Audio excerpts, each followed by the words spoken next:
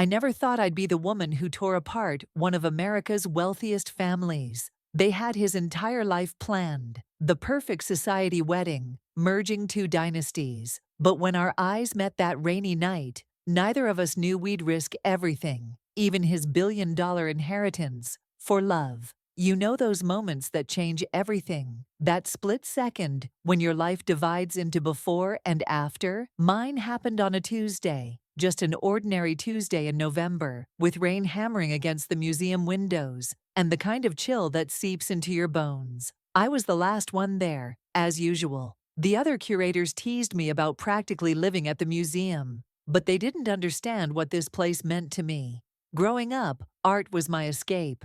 My mom would take me to free museum days when she could afford the bus fare, and I'd stand for hours in front of paintings that made me feel something, anything. Now here I was, with my own key card and a small office with my name on the door, Olivia Johnson, Associate Curator. It wasn't much by their standards, there being the wealthy donors whose names adorned the wings and galleries I carefully tended.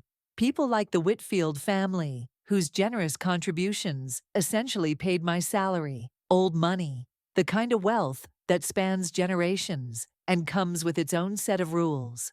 I knew about James Whitfield, of course. Everyone in the art world did.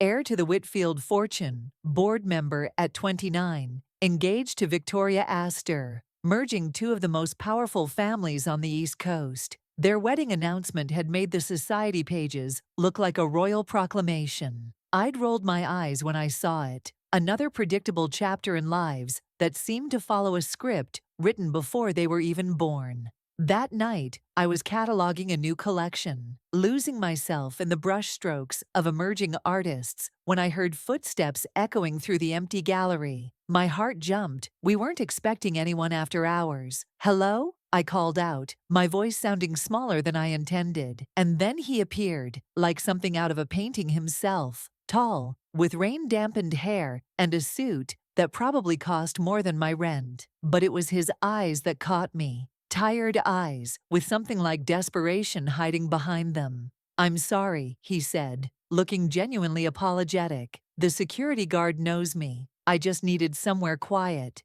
James Whitfield, in the flesh, standing in my gallery, looking lost. I should have been intimidated. This man's family could have me fired with a phone call. Instead, I found myself saying, "The quiet is why I stay late too." He smiled then, and something shifted in the air between us. "That Basquiat piece," he said, nodding toward the wall I'd been facing. "It's speaking to you?" Most wealthy patrons I'd met could name-drop artists, but couldn't tell you why the art mattered. They collected pieces like trophies. But when James started talking about the raw emotion in Basquiat's work, the controlled chaos and meaning behind it, I realized he actually saw what I saw. "Would you like some terrible coffee?" I offered, surprising myself. "The good stuff gets locked up with the daytime staff." We sat on the bench in front of that Basquiat for hours. He talked about growing up surrounded by priceless art that no one in his family really looked at. I told him about discovering my love for art in overcrowded public schools, where art programs were always the first budget cuts. "My family sees art as investment," he said, his voice tight. "Or worse, status." "And what do you see it as?" I asked. He looked at me then, really looked at me, like no one had ever asked him that question before. "Freedom," he said simply. When he finally checked his watch, he looked surprised, even disappointed. "I have a dinner with my fiancé's family." Reality crashed back. Of course he did. Men like him always had somewhere important to be, someone important to meet. "Of course," I said, professional smile firmly back in place. "I should finish up here anyway." At the door, he paused. "Thank you, Olivia." This was the first real conversation I've had in, I can't remember how long. After he left, I stood in the empty gallery, my heart beating too fast. I told myself it was nothing, just two people talking about art. I told myself to forget the way his eyes lit up when he spoke about things he loved, or how for a few hours, the enormous gap between our worlds seemed to vanish. I told myself all these things because I had to. Because men like James Whitfield didn't change course. They followed the path laid out for them, married the women chosen for them, and lived the lives expected of them. And women like me? We knew better than to believe in fairy tales. But as I locked up that night, walking through the rain to catch my bus, something had changed. I just didn't know yet how that ordinary Tuesday would ripple through both our lives, pulling us toward each other despite everything that stood in our way. 3 weeks passed. I convinced myself that night was nothing, a random encounter, forgotten as soon as he stepped back into his real life. I buried myself in work, preparing for our upcoming exhibition of emerging artists from underrepresented communities, a project I'd fought hard to secure funding for. Then, on the night of the exhibition preview, I saw him again. I was explaining a mixed media piece to a potential donor when I felt it. That strange electric awareness that someone was watching me. I turned, and there he was, standing at the gallery entrance. Those same intense eyes, finding mine across the room. My words faltered mid-sentence. "Excuse me," I managed to say to the confused donor. "I need to greet a board member." Each step toward him felt like walking through water, slow, dreamlike, inevitable. "Mr. Whitfield?" I said formally, aware of curious eyes. "I didn't expect to see you tonight. I saw your name on the exhibition materials," he said quietly. "Your vision for this show, it's extraordinary."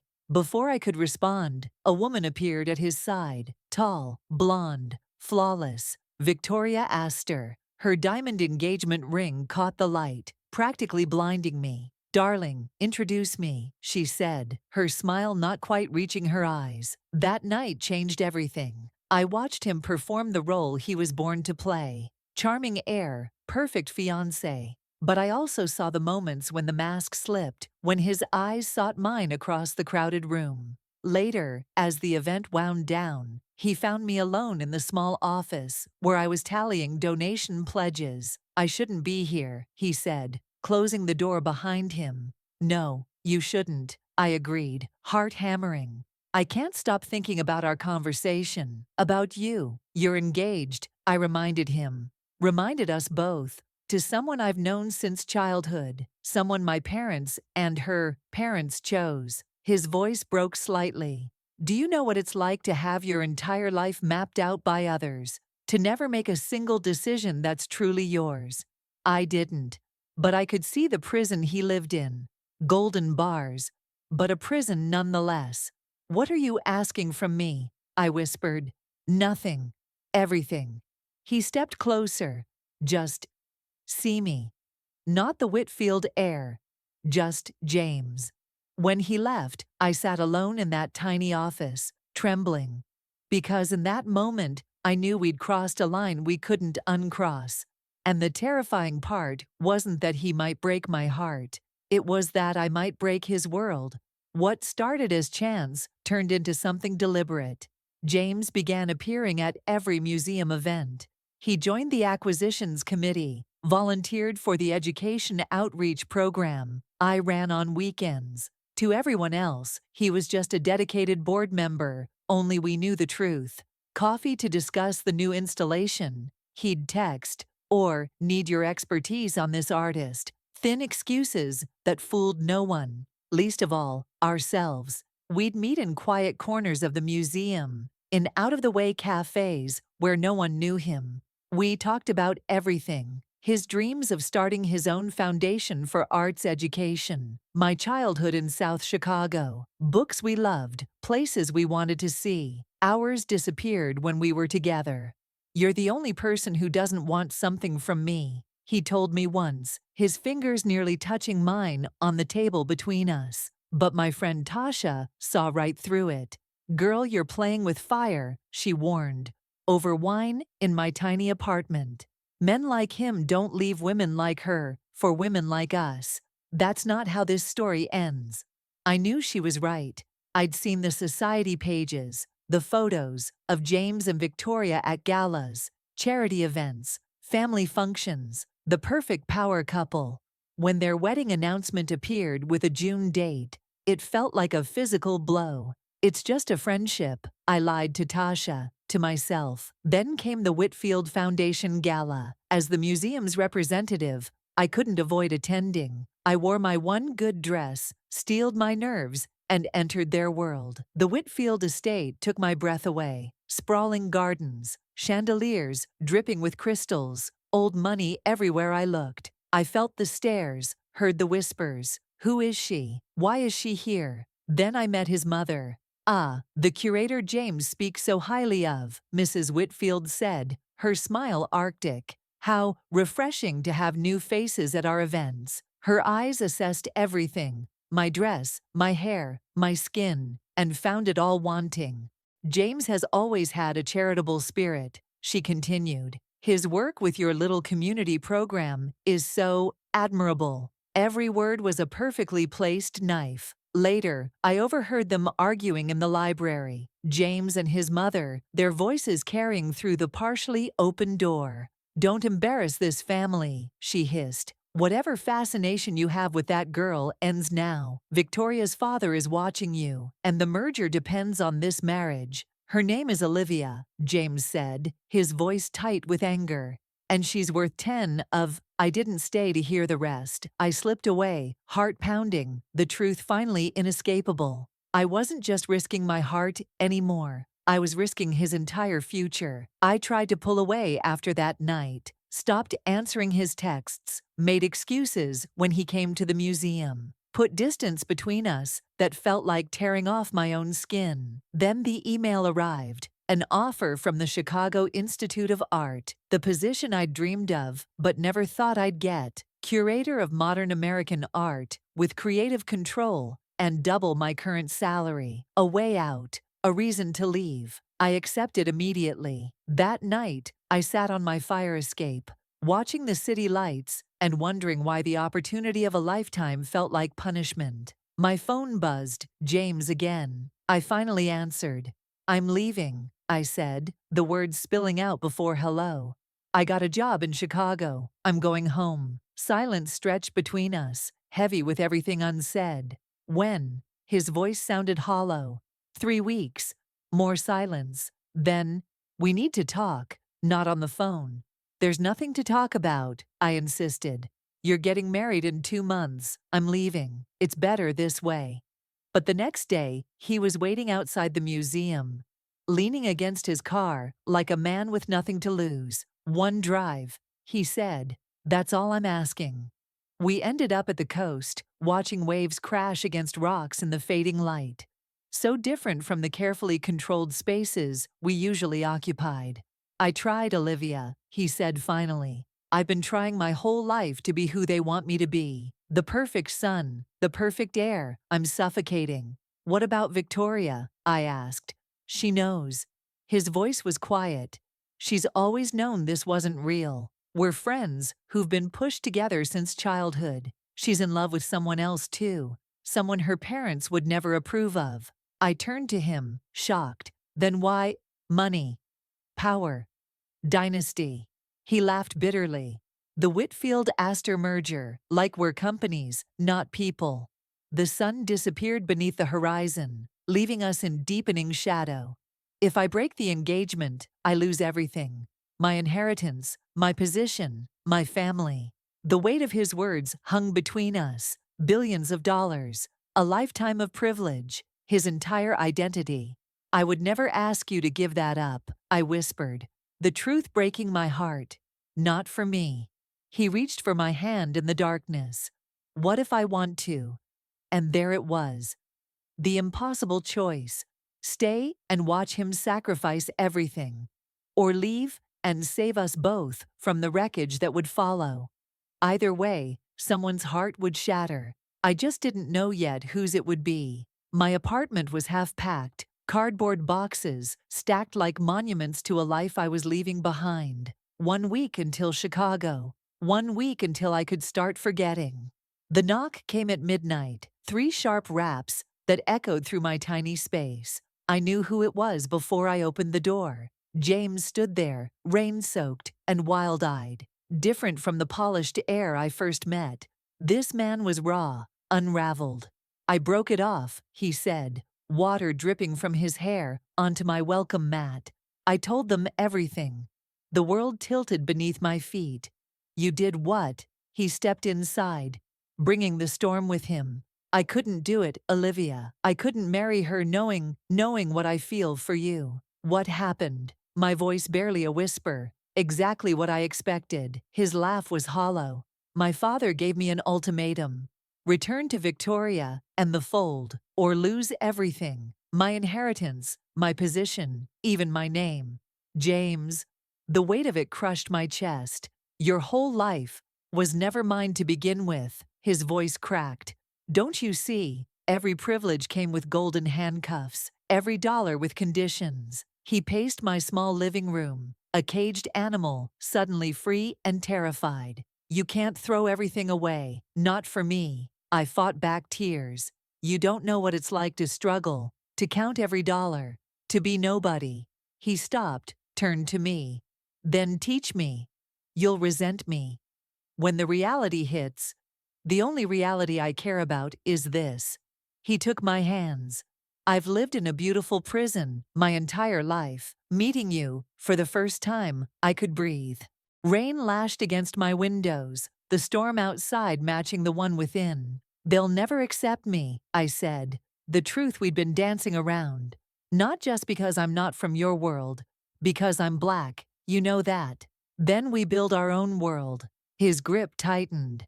I have some savings they can't touch. I have ideas, connections outside the family. It won't be easy, but nothing worth having ever is. The words slipped out before I could stop them. In that moment, standing in my half-packed apartment with a billionaire who'd just given up everything, I made my choice. Not the safe one, not the sensible one, the terrifying, exhilarating, possibly disastrous one. Chicago has room for two, I whispered. When he kissed me, it felt like jumping off a cliff and flying. 6 months can change everything. Our apartment in Chicago isn't much. A 2-bedroom walk-up in Hyde Park. Nothing like the mansions and penthouses James grew up in, but it's ours, paid for with my museum's salary and the last of his personal savings. The headlines were brutal at first. Whitfield heir abandons billion-dollar dynasty for museum curator. Society wedding of the year implodes. Whitfield-Astor merger collapses amid family scandal. James read them all, face impassive, then deleted the news apps from his phone. His family cut him off completely, financially, emotionally, legally. His father's attorneys delivered a single box of personal items and paperwork removing him from the family trust. His mother sent back his letters unopened. Only his younger sister Emma secretly reaches out, sending text messages from burner phones that change every few weeks. They'll come around, she promises. We don't believe her, but we appreciate the hope. Victoria, surprisingly, became an ally. Free from her own gilded cage, she introduced her actual love, her female personal assistant of 3 years, to the shocked society pages. She sends us occasional texts, usually memes, about scandalized rich people. We've bonded over being the family disappointments. Meanwhile, James is building something from scratch. He leveraged his knowledge and connections to start a consulting firm connecting emerging artists with ethical investors. No family money, no family name, just his talent and vision. Some nights I find him at the kitchen table at 3 a.m., surrounded by spreadsheets, eyes bloodshot. Is it worth it? I asked once, terrified of the answer. He looked up, surprised. I've never worked this hard in my life, he said. Then he smiled. That real smile I first saw in a quiet museum gallery. I've never been this happy. We still face sideways glances when we're out together. Chicago might be more diverse than his world was, but prejudice doesn't disappear with a change of zip code. James notices every stare, every whispered comment, in a way he never would have before. Sometimes it angers him. Mostly, it strengthens his resolve. They think they know our story, he says, squeezing my hand as we walk past someone's obvious disapproval. They have no idea. Our story isn't perfect. We argue about money. He's learning budgeting, I'm learning to accept occasional splurges. His family's rejection cuts deep, no matter how he pretends otherwise. My family worries he'll eventually return to his world, leaving me behind. But every night, I fall asleep beside a man who chose love over dynasty, authenticity over expectation. And I wouldn't change a word of our story.